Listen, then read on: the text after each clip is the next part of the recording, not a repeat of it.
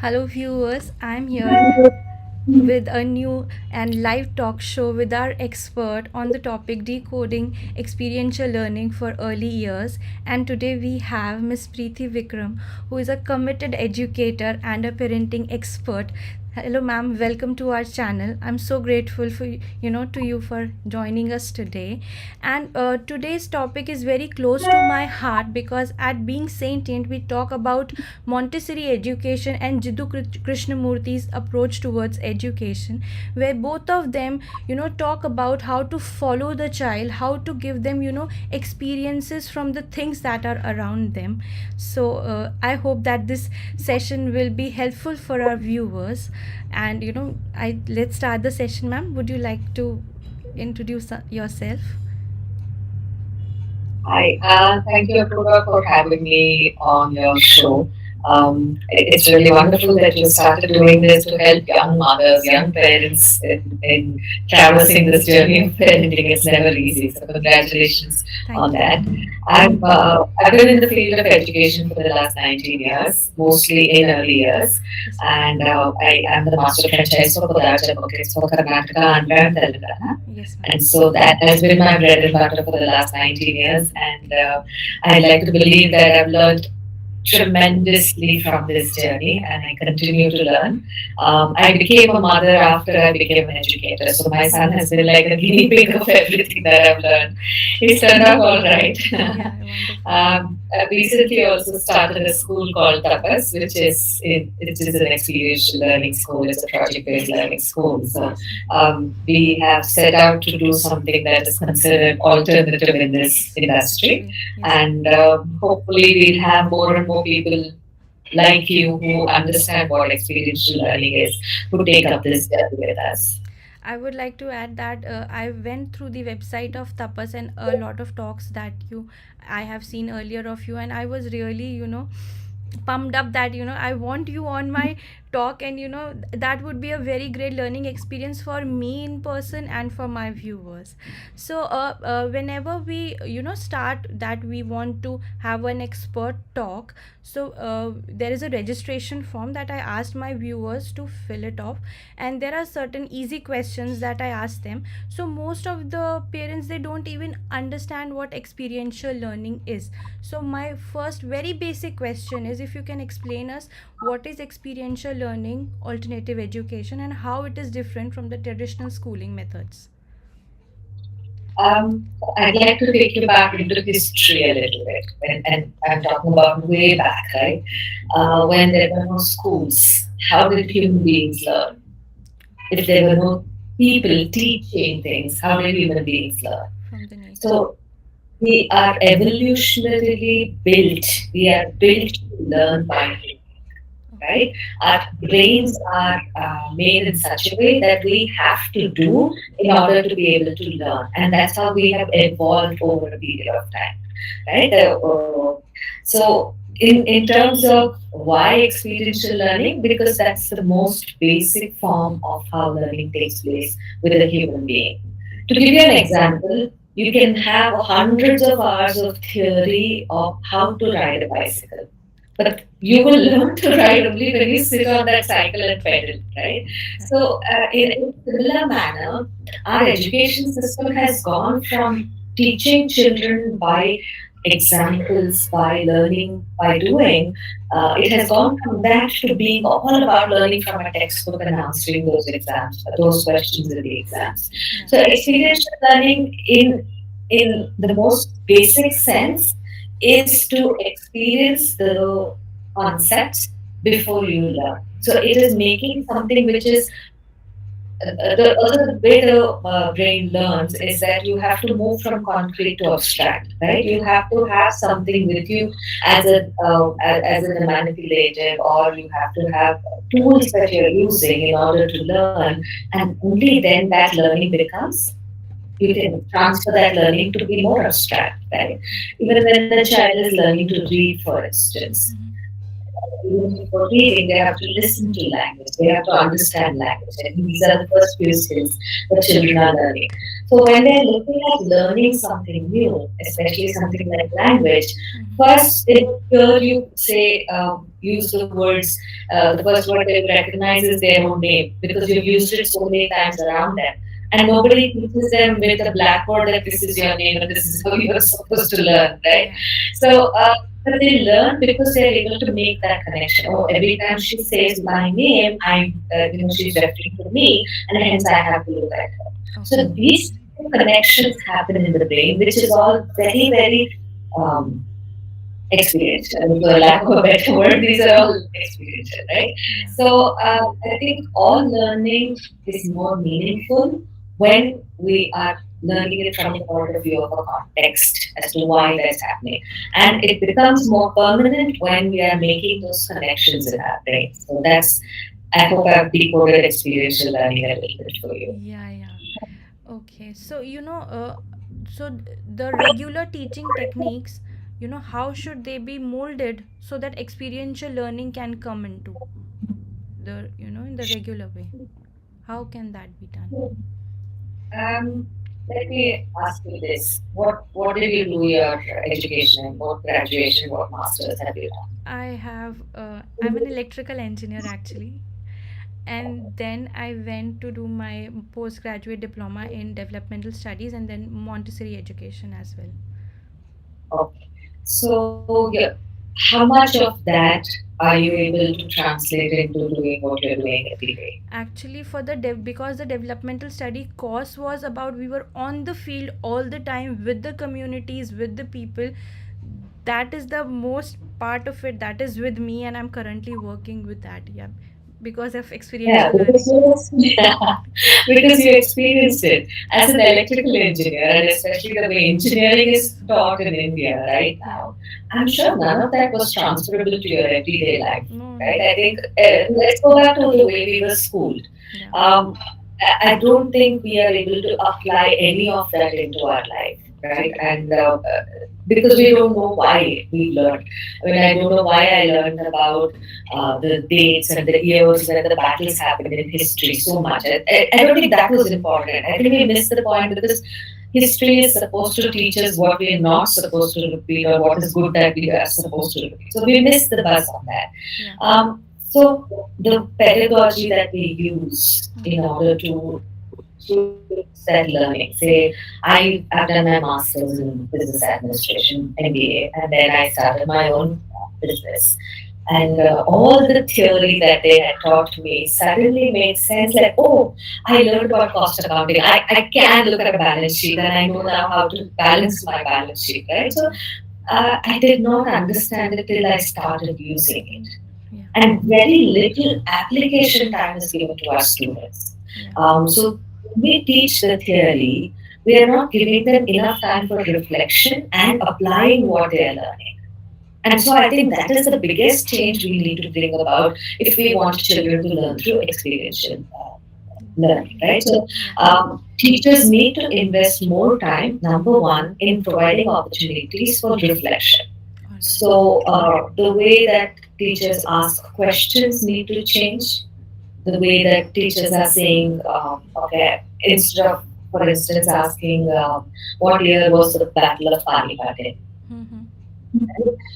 I think what we should be asking children is, what do you think are our learnings from the Battle of Battle of Panipat Panipat. that we can apply today?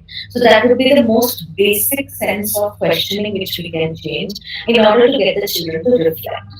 Okay. The second thing about experiential learning is that it's material heavy. That means that we need to provide children loose parts. We need to provide them enough opportunities to build, to break, to do a lot of work with their hands because you cannot understand the world in 2D. Yeah. Today, there are virtual schools. I mean, there are schools which are completely online and expect children to learn through just this interaction. But uh, my primary belief is that if you're not building and breaking and assimilating, and all these are very important for how the brain actually They develops, have to be right? So hands on.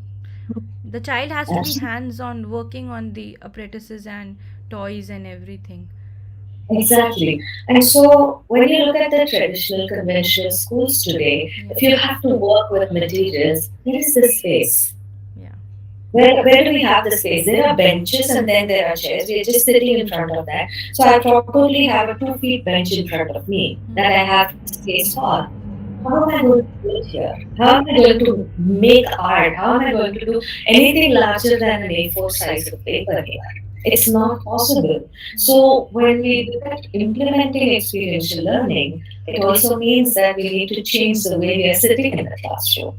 The furniture has to change, the materials have to change, and the way the teacher is doing the class has to change. There has to be opportunities for reflection. There have to be opportunities provided for children to apply what they have learned, to even make those trial and error themselves, to be able to experiment. I mean, there are so many things that we are able to do if we break the confines of a typical conventional classroom. Classroom. Yeah. So, so at home we do have space, and as parents we can let our children explore. But then also it's very difficult for parents for that learning to happen at home. So, what are the basic things that parents can follow and help the children in experiential learning and growth? I think first of all, understand how the brain works, right? I think parents don't have this basic understanding because most often what we see is that, sorry, the focus, especially in the first year of life, right, is on the physical development of the child.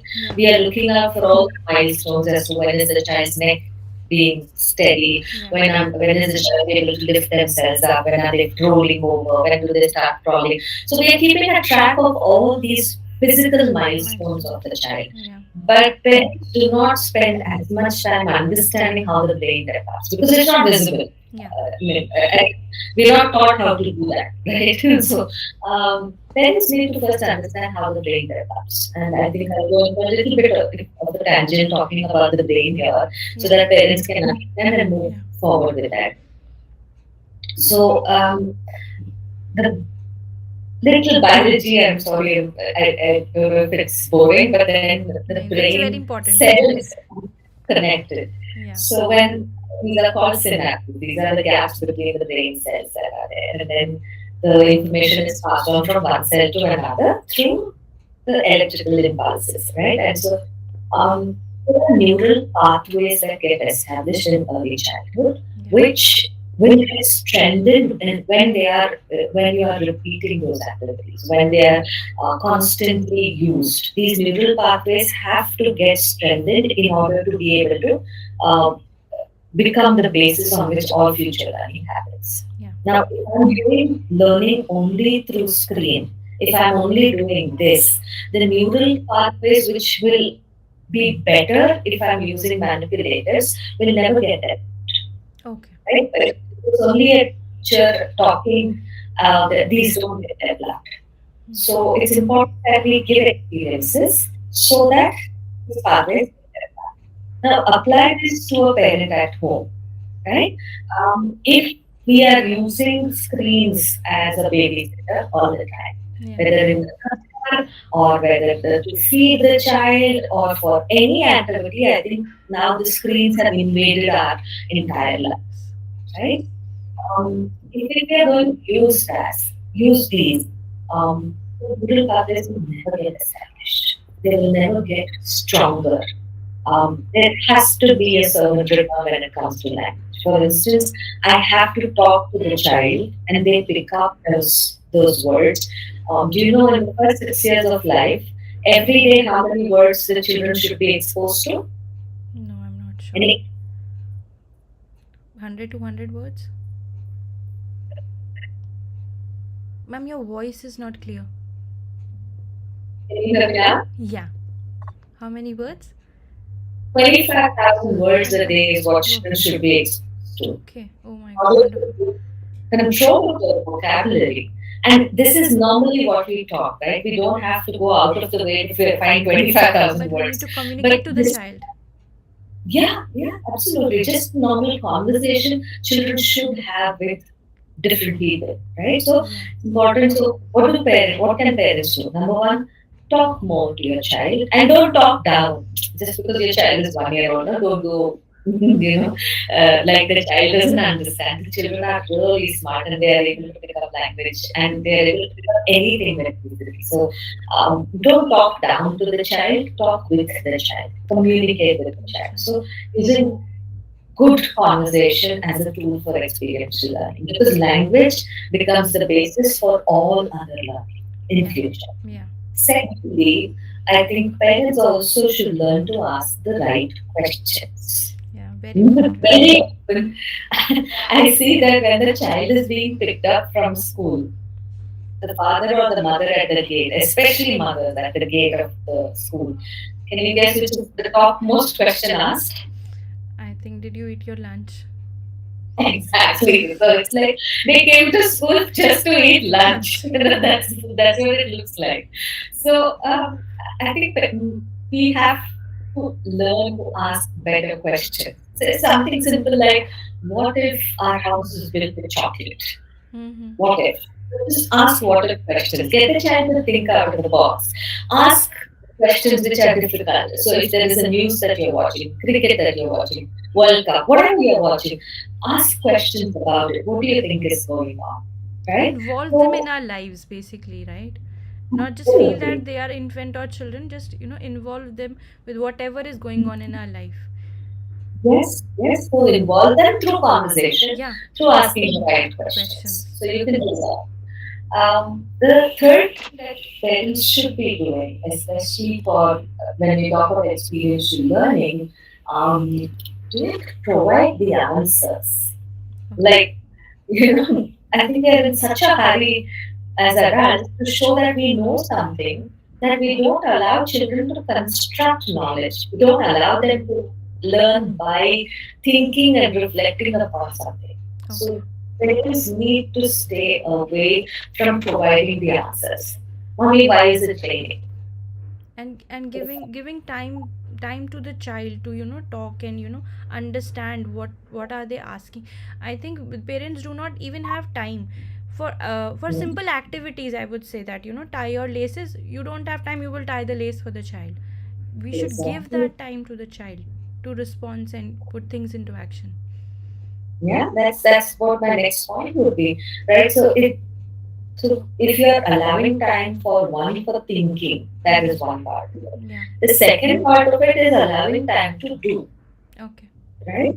And we are in such a hurry in the morning. I think every household is in chaos in the first hour in the morning. I think then parents are in such a rush to send children home that we do all the things for them.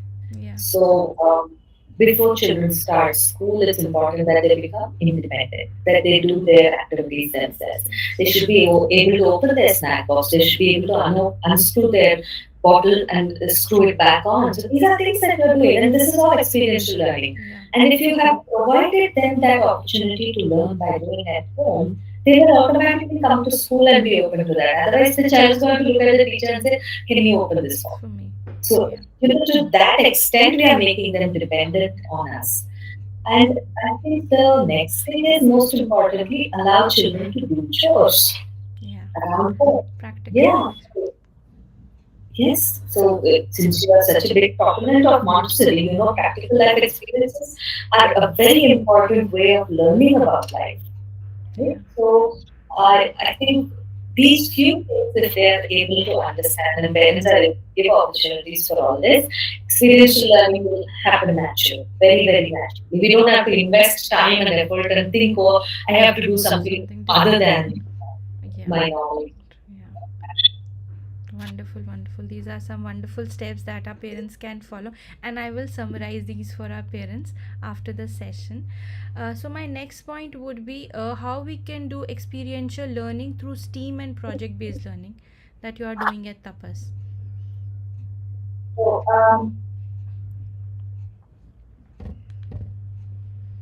experiential learning is a wide umbrella of how children can learn by doing, right? Yeah. STEAM is one approach, is one form, one type of pedagogy. PBL or project-based learning is another type of pedagogy. Right? Mm. Apurva, if I can ask you, can you tell me your favorite childhood story that maybe you heard from your grandparents? from your parents? What is one story that you remember?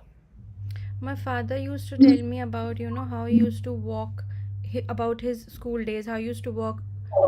Not the life story, like stories, like Panchatantra story or any of those. I don't remember any. Let's take one of the popular ones, which is the crow with Yeah, yeah, the that the normal stories that everybody have heard from their parents. right. Oh, so let's take any one of those. Thirsty crow. Um, thirsty crow. Yeah. Okay, if you take that as an example, how can we convert this into a way that it can meet all the subjects, which is science, technology, engineering, art, and math? That is STEAM, right? So we can use stories. We can use absolutely anything to trigger or stimulate the conversations for STEAM learning. Yeah. So when I say STEAM, science, when I talk about the story of the thirsty crow, there is the whole concept of sink and float. I Okay. can get children to do experiments on what sinks and what floats.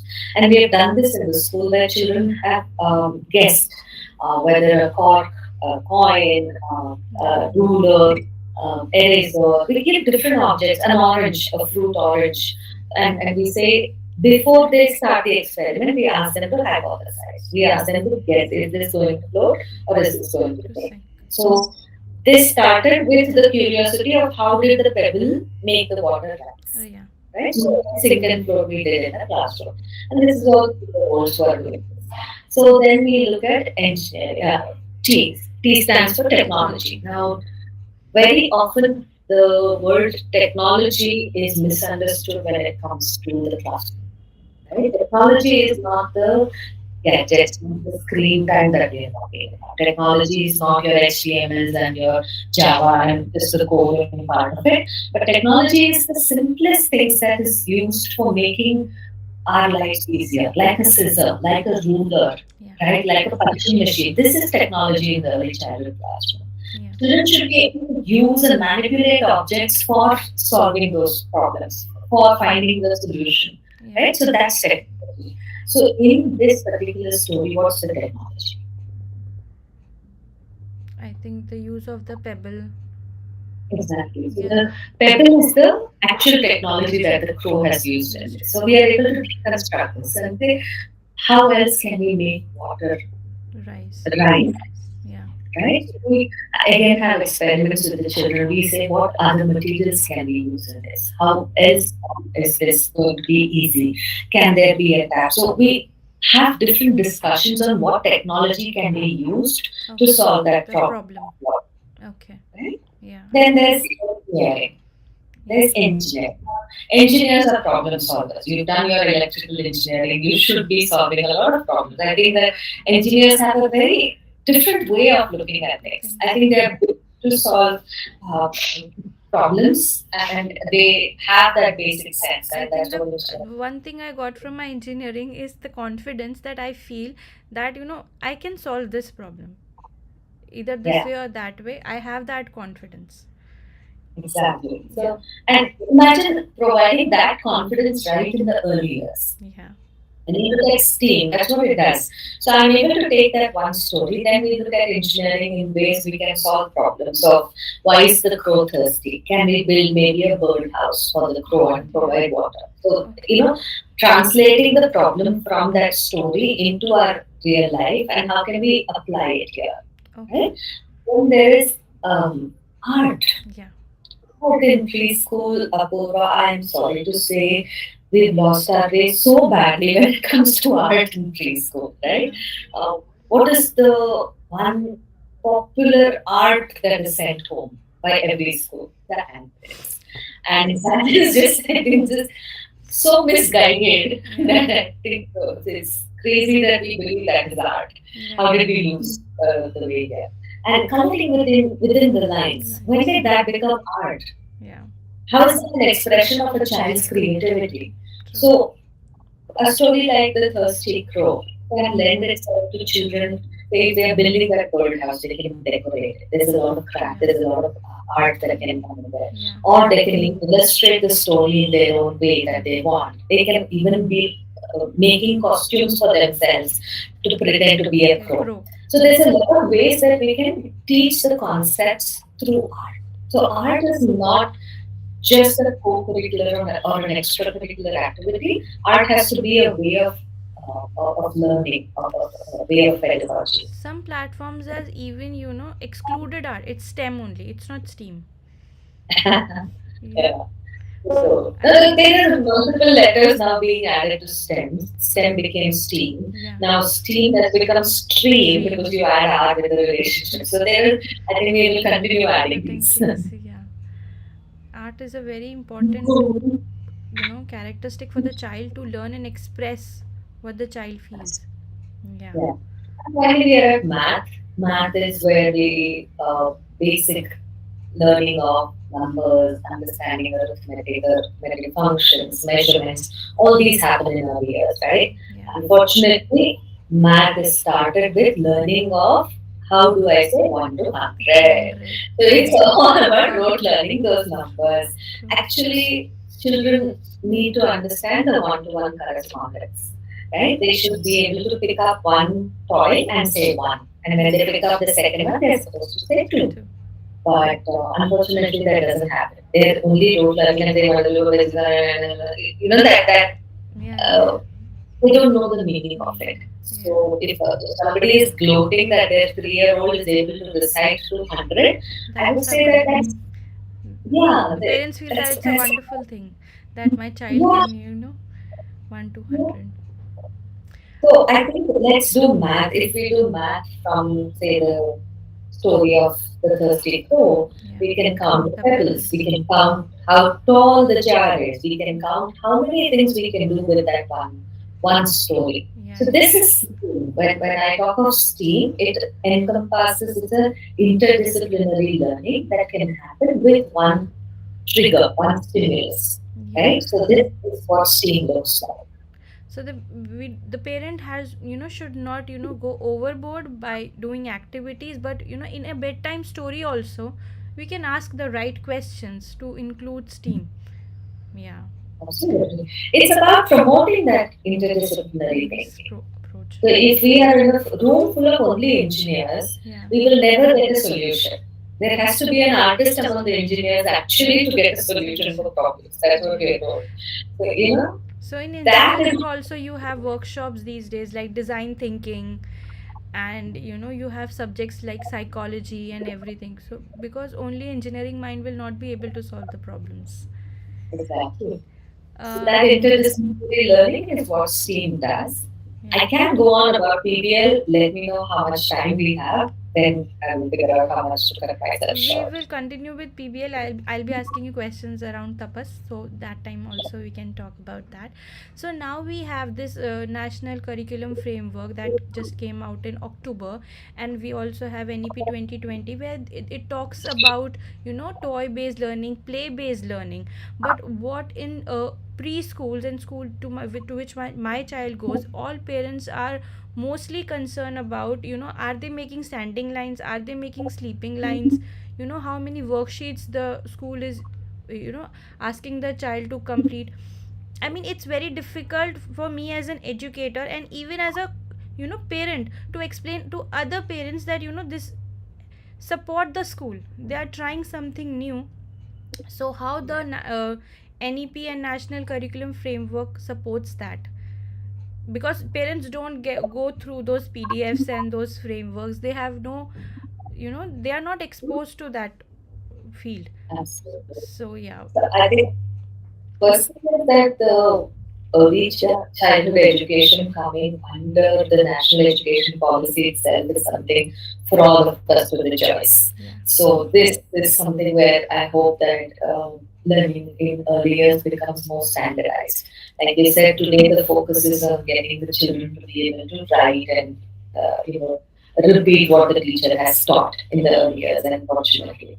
So the NEP 2020, and that's the basis on which the NCF has been drafted for the foundational stage, they, like you have already pointed out, lays a lot of emphasis on learning through play. Yeah. Right? And the pedagogy in early years is supposed to be play. Yeah. Now, I'm very happy to note that the NCF has also devised the assessment to be able to look at play-based learning. Because otherwise, assessments are so summative, even in early years, that you're only looking at has my child completed so many worksheets, or are these worksheets completed, is the child able to get these. So instead of that, the NCF has given the framework of how assessments can be done, even of play-based learning. And I think that is the connection that we were missing earlier. There were a lot of us talking about play in early years, but because we were not equipped on how we can assess it, how do we know that children are actually learning? Yeah. Because that was absent, possibly it did not get as easily implemented. Schools couldn't adopt it as easily. Right? So I'm happy about that part of NCF. Yeah. Also, the NCF is very clearly defining how the teachers can implement this play-based pedagogy in the classroom. So I think that is also giving a very clear vision for schools and what they need to change, and giving them the steps on how they can change also. Okay. Right? Yeah. So I think with respect to NEP and NCF, they have done a commendable job in bringing about awareness of how learning should be in early years. Yeah. Now, parents have to adopt. Parents, Even it's teachers, the I would parents' say. turn. The teacher training is very much important because even the teachers in early years, there is no standard that, like in colleges, we have to have a PhD to be a teacher or a lecturer. But there are no standards in preschools. The standard is even the entering age, though it's 3 years in nursery, but still some in some states it's 2.5. So it's varying, and therefore the learning is varied with different child. The teacher does not have the, I don't know, the training, that kind of a training that Yeah. that should help. And for That I is addressed, Yeah. that is addressed in the NCA. I think first thing is that most states will have to eventually follow the 3 years into nursery, Yeah. because some states like Gujarat and Karnataka have already passed the rule that it will be 3 years into nursery and 6 years into first grade. So it's only a matter of time. I'm very hopeful that all of India, it will look standardized, it will look a lot better. And NCF has very clearly defined teacher training. Yeah. And one of the mandates in NCF is that all stakeholders in early childhood should be aware of this pedagogy. So when I say all stakeholders, it means the teachers and the parents, Yeah. right? So both of them have to become aware of how play-based learning, integrated or interdisciplinary learning looks like. So uh, they have given the steps, and then, like you said, it's only October that it has come out. Yeah. In and a country like India is going to take some time with all our diversity. It's going to take some time to implement that.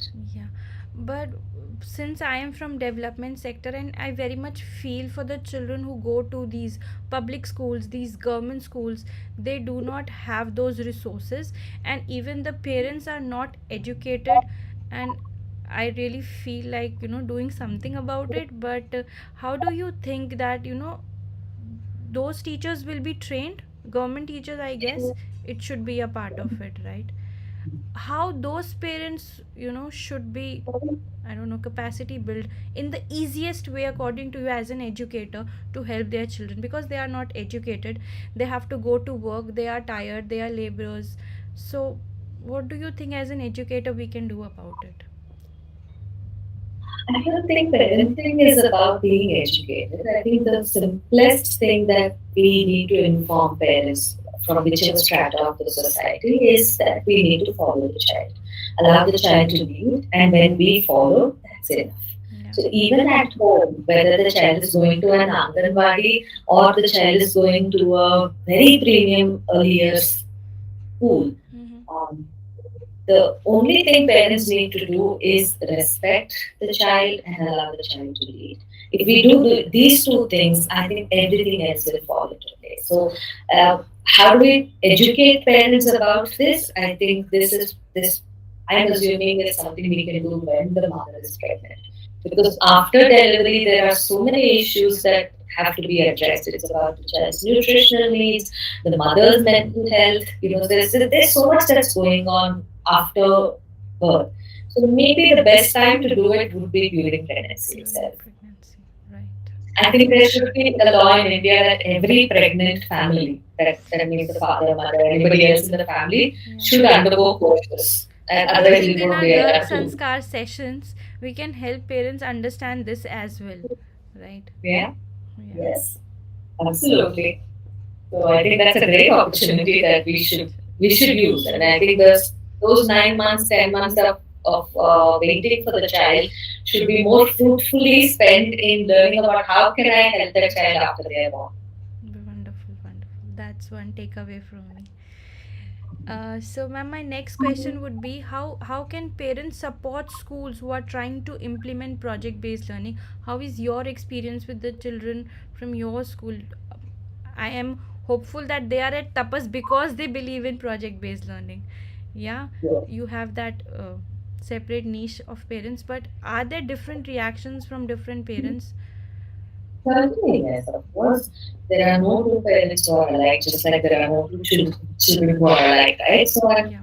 Um, so what we have seen is that if there is an alignment of what we believe is how children develop to how the parent believes that children develop, if that alignment is there, project-based learning is a lot more easier to implement. I'm able to tell reason with the parent that we're doing all these in order to ensure that the child's learning is optimized.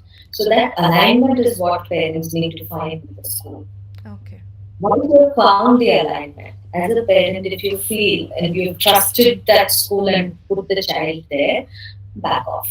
Now back off. Now you have to allow the school to implement what they believe is right. And if you do feel that you need to contribute, it's not from the point of criticism, it's from the point of feedback. If they approach the school, I think we can all implement it. So I think it's about finding trust in the school and believing that they're doing the right thing. And from the school side, I think there has to be a lot of transparency in terms of what learning is happening, how learning is happening. In a project-based learning school like ours, there aren't any final exams, so the parents don't know how the child Yes, is exactly. performing. How So do you communicate that? yeah. So how do we reduce the ambiguity in what the child is learning? Yeah. So we conduct something called as Poshak Sabha, and every project there is a Poshak Sabha that talks of how the previous project went and what they can expect in the next project. So parents are aware that this is what my child is learning. Then there are the parent teacher meetings. Then there are parents who volunteer to do sessions for us. And we have master classes that happen from there. And then there are grandparents who come in every Tuesday, Thursday for 15 minutes, they tell a story. So it's the whole family which is involved in the learning That's process. true. Yeah. That whole family should trust us, should trust that we are educators who know what they are doing, and that's the only way that we can function. Yeah, I think that communication and the involvement of the entire family with the school that helps in building that trust. Exactly. And for schools, other schools, I would say, who want to implement experiential learning, um, they need to have the parent orientation right at the beginning, not wait till the problem comes and then address it. Don't do firefighting. It's important that we tell parents that they need to focus on the skills and competencies and not on the theoretical side of it. So if we are focusing on what are the skills my child's learned from the beginning of the year till now, what are the competencies that the child has developed versus does my child know photosynthesis, does my child know the physics, chemistry, etc. So it's more about the skills and competencies. So So that should you happen. have an observation kind of an assessment, like in Montessori, we have the teacher is sitting around and assessing the skills of the child. Yes. Okay. So I think also Montessori, because it's mostly learned through the didactic material, Yeah. it is more easier to assess because actually it is self-correcting. Most of the Montessori materials are designed in a manner that is self-correcting. Yeah. So for the teacher, it's very easy to assess whether the child has learned that or needs more support in learning that particular Yeah. concept. Right? Similarly, when you are looking at PBL, also the teachers are looking at skills of is this child able to reason? Is this child able to collaborate with the team, with the rest of the team? Is this child able to articulate comfortably? So these are the skills that we are looking at building in the children. The competencies come in, am I able to do my work by myself, assigned time in the assigned way that it has been done. So we are also looking at the building of the competencies as we go along and making that visible to the parents. Yeah. So, ma'am, how difficult it is to find such teachers who can, you know? That's the tough part. See, I'll tell you what, it is challenging, but it's not impossible. You do One is that, extensive training with your teachers. I'm sorry? You do extensive training sessions with your teachers. Yes. Yes. Yes.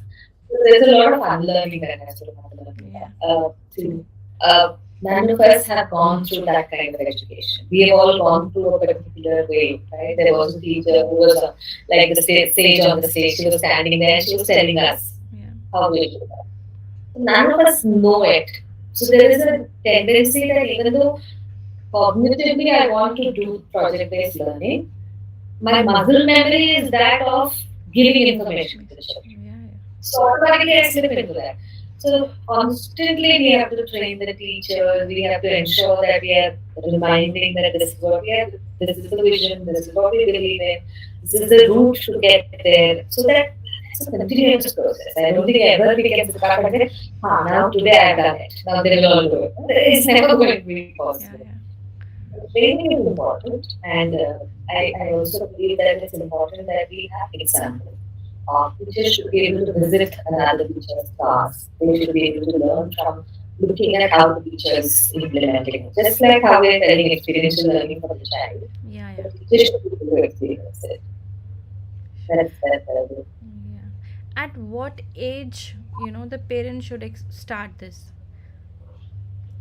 Um, there is no age for experiential learning. I think it begins when the child is born. I think it begins from the first interactions that we're having with the child. It's about when, for instance, if you want children to eat by themselves. Yeah. Um, Many parents believe that they should be force fed. The children should be force fed. Like, I've seen the mothers having the child in their arms and going around the apartment complex, feeding the children. I think starting from as simple things as feeding themselves, children should be given a choice. Children should be allowed to make a mess, and then uh, it's inconvenient for the parents, but it's okay. It's okay to allow the children to learn to eat by themselves. And two, for instance, we do not stop when the child says enough. We believe no, the child has eaten less. We have to feed them a little bit more. We're not allowing them to respect their own body signals. There is a signal coming from the body that it's enough.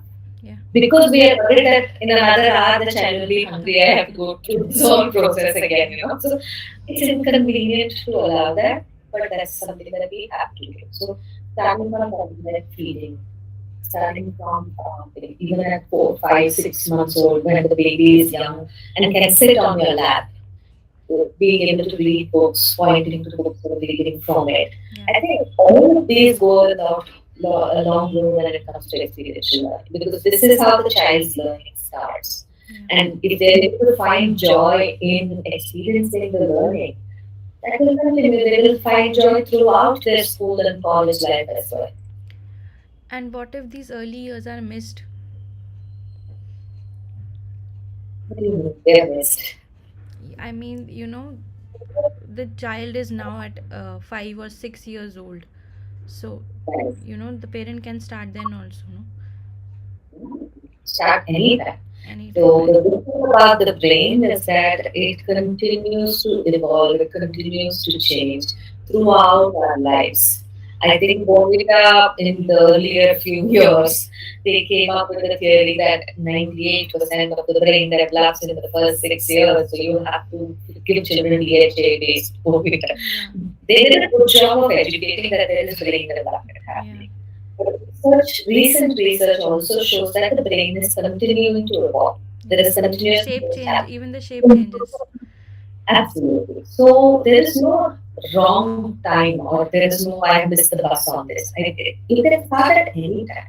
Yeah. and children are resilient. So even if they've had some wrong neural pathways established, they are resilient enough that given enough repetitions of this way of learning, Yeah. they are change.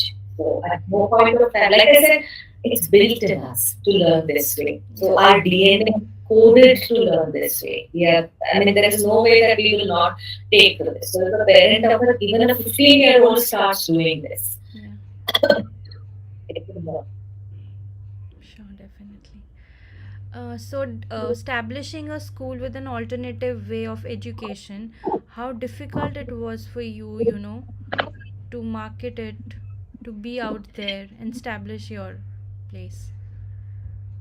We knew the challenges that we were getting into, so it didn't seem too much of Ma'am, a your voice is happy cracking. task. I hope this is better now. No. Okay. I think the Your Wi-Fi video has also still a froze. little bit back.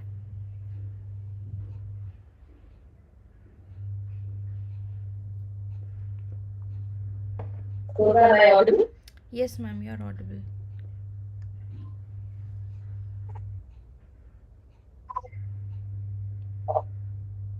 So we were talking about setting up the. Tapas, yeah. I think primarily I want to say that due to the challenges that we were getting into, we understood that it's going to be an uphill task because not many parents are familiar with the concept of project-based learning. You know, project when I say project-based learning, most parents think that it is okay, they will teach something in school, घर पे एक project दे देंगे and children have to do a project at home. So it's very different from that. So I think the educating parents is where we are looking at creating more and more resources, more and more initiatives for educating parents on what project-based learning looks like. It's not been easy, but it's not been difficult also. I think we've been blessed with a fantastic set of believers and parents. So I'm happy that our journey has started off quite all right. And we have also found great people who are aligned in our vision of experiential learning or project-based learning as staff. So that is also really wonderful. So it's not been as challenging, but it's never a piece of cake, right? It's never Yeah. going to be completely easy. Doing something different from what normal streamlining, schools are doing. Um, Yeah. yeah, so I think you are doing a wonderful job and you are encouraging all of us, to even do this with our own children. And I think that was all my set of questions. Thank you so much ma'am for your time. I had a wonderful session and I hope viewers आप सबके लिए भी ये session अच्छा रहा होगा, informative रहा होगा. प्लीज़ प्लीज़ अपने बच्चों के साथ कम्युनिकेट कीजिए, टॉक टू देम. और स्टीम और ये एक्सपीरियंशियल लर्निंग आप कभी भी आप स्टार्ट कर सकते हैं इम्प्लीमेंट करना. Do let us know if you have any queries. We are there to help you out in your journey of parenting. Thank you so much, ma'am. Thank you so much for all the information, for all the you have shared. Thank you. Thank you Namaste. so much and all the best. Yeah. Yeah. Thank you. Send it in there. Thank you. Bye bye. Thank you, ma'am. Bye.